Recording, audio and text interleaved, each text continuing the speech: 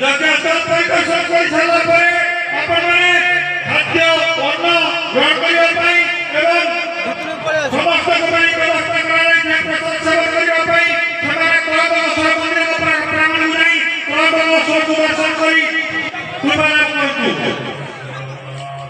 এই ত্রিবেণী ঘাটে স্নান করে সারা পরে নিকটে আমরা কলাবংশর মন্দির রইপুর ঘাটগুলো যায় দর্শন করিবে এবং যেপরি আমার নদী অপরপর এবং খড়পুরে হইଥିବା ବାଲ୍ମିସ୍ନାନ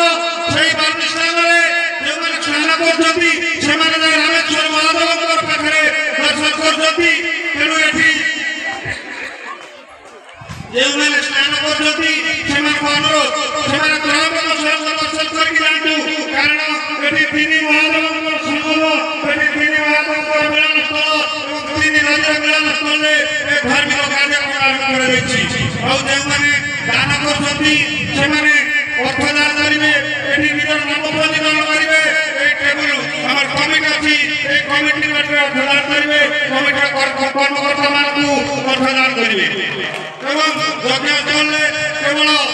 ପୂଜା ସାମଗ୍ରୀ ଘୃତ ନଡ଼ିଆ